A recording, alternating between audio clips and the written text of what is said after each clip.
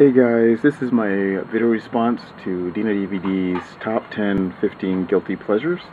He went through his collection and he pulled out 15 movies that he considered guilty pleasures, so I decided to do the same. At first I wasn't sure if I was going to be able to do it because I just couldn't think. I had to go physically look at what I had, and then I picked out 15 films. So I'm going to put a link to his channel in the description box, so if you haven't checked out Dina DVD, go ahead and do so. Alright, so I got, I guess the bottom 5 here, 15 through 10. And first up, we have Gone with Amanda Seyfried. This movie really surprised me. Didn't think I was going to like this one. Picked this one up on the lark, and I really enjoyed this film. This film's about this young girl that escaped the clutches of this serial killer. And she comes to believe that her sister's been abducted, but no one believes her because she's been acting crazy ever since she got away from the serial killer. So she goes on a mission to find her sister and catch the killer.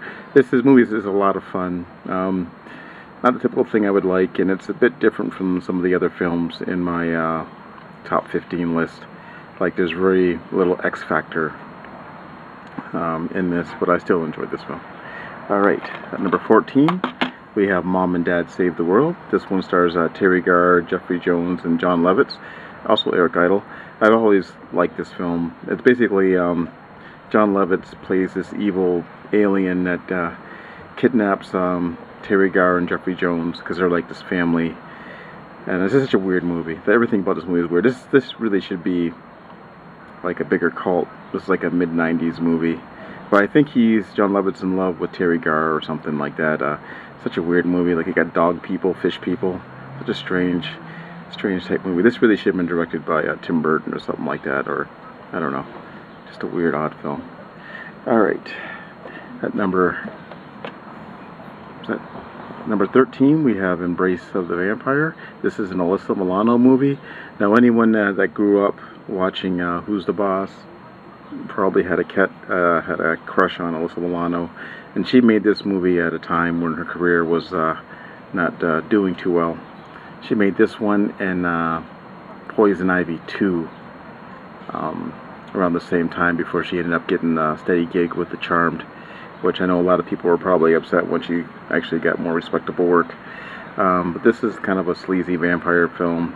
I think Martin Kemp is also like the main vampire in this, and then Jennifer Tilly has a cameo in one scene. This is a really kind of cheesy 90s vampire movie. Not much really happens in it, and it's not really scary or anything like that. Alright, at number 12, we have Night Patrol, and this is a really cool movie. This one came out back in 1984, and this one stars Linda Blair, Paul Paulson, and another actor. I think his name's where's it on here? Murray Langston. Now, Murray Langston, he was a comedian back in the late 70s and early 80s, and he went by the name The Unknown Comic, and he used to appear on stage with a bag over his head, and he'd do his jokes all frantic, like there was only one joke I remember that he used to did, where he would take a watch and he would lick it really fast, and he would stop and say, "Takes a licking and it keeps on ticking." That was the old Timex watch commercial thing. So basically, in this movie, he plays a police officer that moonlights as a comic, but he's doing the unknown comic character. Now, by the time this movie came out, he already unmasked himself. Had they been smart, he would have waited and then made the movie and unmasked himself then, and they would have made a bigger deal. This film had the unfortunate situation of coming out after Police Academy, so it wasn't really as well received had it came out before Police Academy, because I thought this was like a Police Academy knockoff. But it's got a really weird cast. Like Pat Paulson, he did a lot of sketch comedy, stuff like that, and improv stuff. And he's pretty cool in this movie, but he's a little miscast. He plays this like ladies' man in the movie, but he's not that attractive to be playing a ladies' man. But this movie is okay, and it's got a lot of politically incorrect humor and stuff like that. But I'm happy to have this one in my collection. I think this is out of print. This is the Anchor Bay release. Alright, at number 11, this is a more recent pickup. I got this from the Horror Fan Man, and this is The Washing Machine. Now, originally, I thought this was going to be a Giallo, but this movie actually has more stuff in common with the sexual thrillers that were popular back in the early 90s. And basically, this movie body supposedly is supposed to be found in a washing machine, and this detective is investigating, and there's like these three sisters living in an apartment, and then they're all coming on to him, and the movie doesn't really make much sense, but it was really fun watching it. Like, they could have really easily called this movie Bitches Be Crazy, because that would have been a more apt title. I really enjoyed this film. Like, it was a delirious experience watching this movie. So at number 11 we have The Washing Machine. Alright, now I'll go pull up the next set of 5. Now we're into the top 10. Alright, we have Star Crash. Now this movie is totally hilarious. You got Caroline Munro, you got David Hasselhoff, and there's a couple other people too. Christopher Plummer, who's kind of slumming it in this movie. I don't know how they got him to agree to this movie. This is a fun Star Wars ripoff. I remember seeing this on pay TV back in the early 80s. This movie is funny. It's got wacky science. A lot of it doesn't make any sense. There's even like kind of like a Sinbad stop motion animation stuff in here, and a robot with a Texas accent. Such a crazy movie. Really happy to have this in my collection. You know, love this artwork. There's the back here. Alright, now on to number 9. We have Crank, a Jason Statham movie. This is probably my favorite Jason Statham movie, and also with Amy Smart. This is just so frantic and over the top, and you know, an extreme in every way. I really love this movie. The sequel is pretty good, but not as good as the first film. No, most people probably like this film. It probably should be higher up on the list as opposed to at number 9, but I really enjoyed this film a lot. At number 8, we got Fear.com. Now, I really like this film, and a lot of people hate this film. Basically, the story with this movie is Warner Brothers really wanted to do the remake of The Ring, and they lost the rights, so they decided to rush out and do their own little version of The Ring, which is Fear.com. Basically, it's about this website that if you go on it, within so many hours, this ghost girl comes after you and kills you. But there's also a subplot with a serial killer who killed the original girl, and the detective that's trying to catch him as well. This one also has Jeffrey Combs in it, as well as Stephen Dorff and Stephen Rea. This is a pretty cool movie. I know most people don't like this film. Roger Ebert gave it a semi-favorable review. I don't know, I like the film. This one actually even predates Saw with some of the things in it. I'll do the inside real quick. There's the inside artwork. I don't know, I like the film. Nobody else does. Alright, at number 7 we have Species. Always liked this film, you know, even though it was kind of like kind of a poor version of Alien. You got Natasha Henstridge and, you know, Malik Harvenberger and, you know, what's his name? I can't think of his name. Look at this picture, I can't think of his name.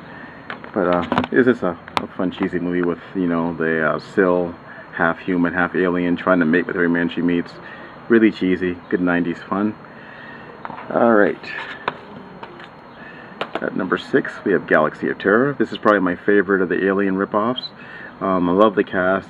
It's got a really young Robert Englund in it, and plus the girl from Happy Days and all that stuff. And of course we got Sig Haig as well. Really awesome. Really like this film. It's kind of funny how, in a way, Event Horizon kind of stole some of the plot points from their movie for this one. But it's always a good watch with this one. And now on to the top 5. Alrighty, there we go.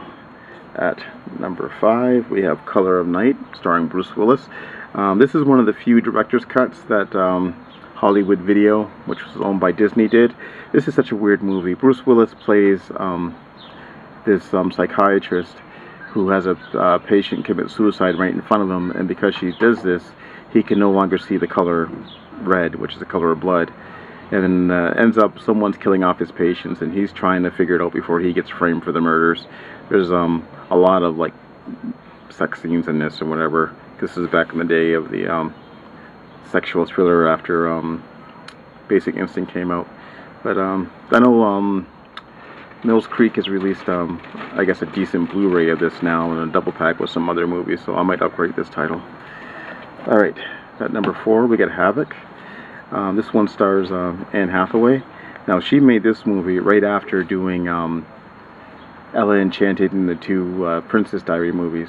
And this was supposed to be her screw you to her, you know, good girl image. So she plays like this rich girl that gets mixed up in the wrong crowd, the inner city people. I really enjoy this film, even though it's not as hard edge as it's supposed to be. Freddy Rodriguez is in it too, and he's playing like against type, because at this time he was doing that 6 Feet Under TV show, and he plays like a street thug in this that kind of falls for Anne Hathaway's character. If you haven't checked this one out, check it out. It's worth a watch. Alright, at number 3 we got Zombie Strippers with Robert Englund and Jenna Jameson. This one's okay. We got zombies, strippers. This is kind of ridiculous, but I enjoyed this one a lot. I thought it was a decent watch. Basically, these strippers become zombies and they become really popular, and then everyone's trying to become a better zombie stripper or whatever. Alright, now we're going to go into the top 2. And at number 2 we have Crimes of Passion. This is directed by Ken Russell, and it stars Kathleen Turner and Anthony Perkins. This is a crazy, crazy movie. I wish this wasn't out of print. This is the VHS. I do have the DVD I just found recently, but I love the artwork on the VHS better.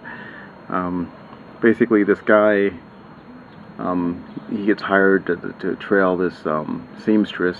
I guess she's like a clothes designer, and he thinks that she's like stealing designs, but it turns out that she's not doing that. So he goes back and reports to them that she's not doing it, but she's also a cowgirl on the side, so he ends up tracking her because he's in a bad marriage.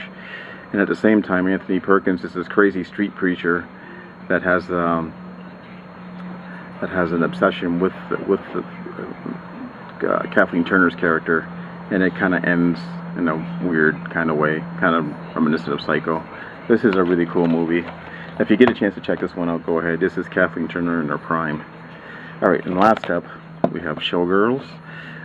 This movie is totally ridiculous. I remember when this one first came out. Actually, it was 20 years ago now. You know, directed by Paul Verhoeven. Joe Westerhez wrote the script for this. Totally 90s excess. I don't know what they were really going for with this. The main reason why I liked this film was because Elizabeth Berkley was in it, because I was a big fan of Saved by the Bell. And of course, she bears all in this movie. Such a crazy movie. Unfortunately, this movie kind of ruined her career. Like, I felt really bad for her because she really went for broke with this movie, because this was supposed to be to launch her into stardom, and it really didn't, you know. So she got a lot of hate after this. Everybody else was left unscathed except for her. So there you go, guys. There's my top 15. I hope you enjoyed it, and I'll talk to you all soon.